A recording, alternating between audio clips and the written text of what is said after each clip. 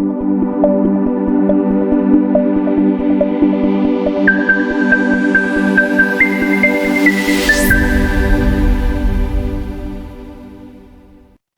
this video, I will be sharing with you some best practices that I'd experienced in ensuring learner-to-learner engagement during asynchronous learning.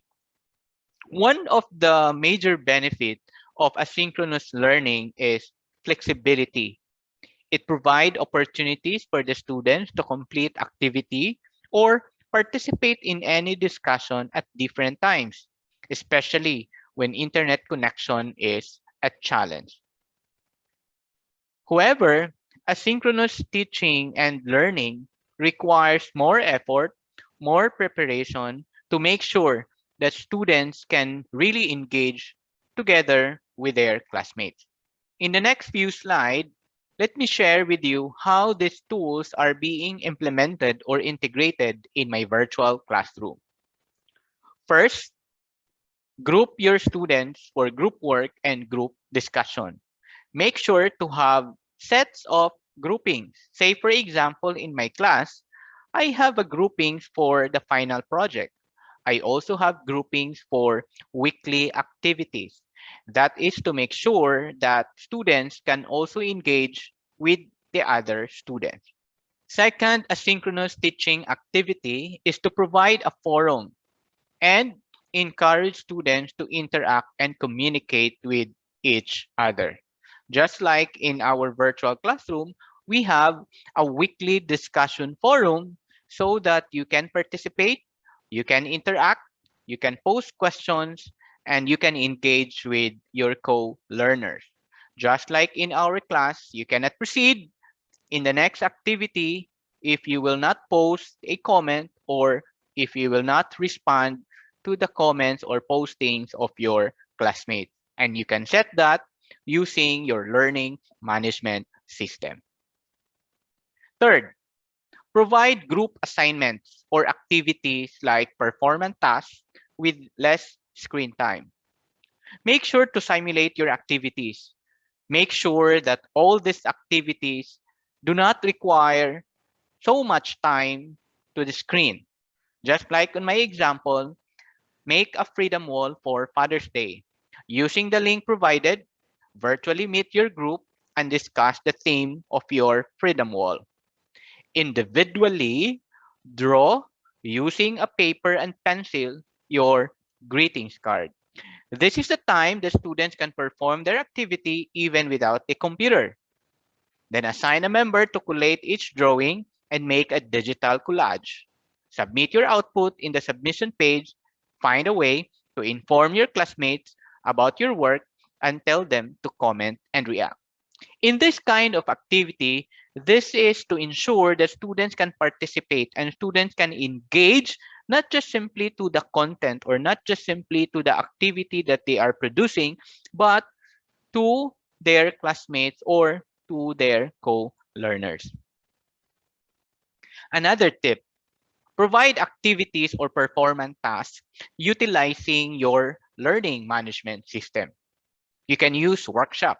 You can use wiki if you have a Moodle-based learning management system.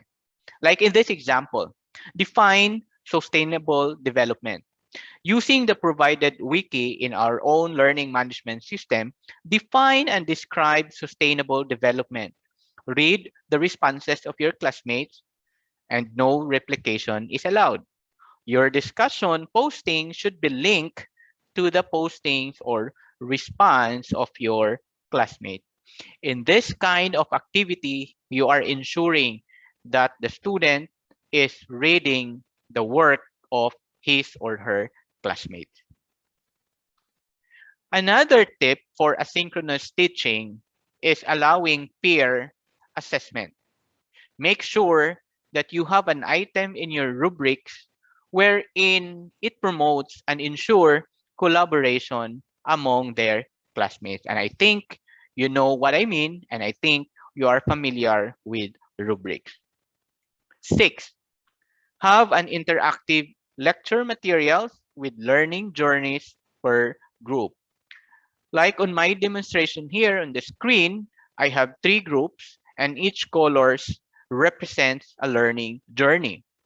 Group 1 will have a separate lecture material, Group 2 another set of lecture materials, and Group 3 another set of lecture material.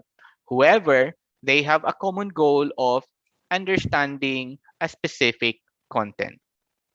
Just like in the previous virtual discussions, you can see a learning journeys prepared by one of our facilitators as you go along or learn a specific topic or a specific content. 7. Let them feel that you are guiding the group. Send unique notifications, reminders, and announcement by group. In my case, I have personalized learning design.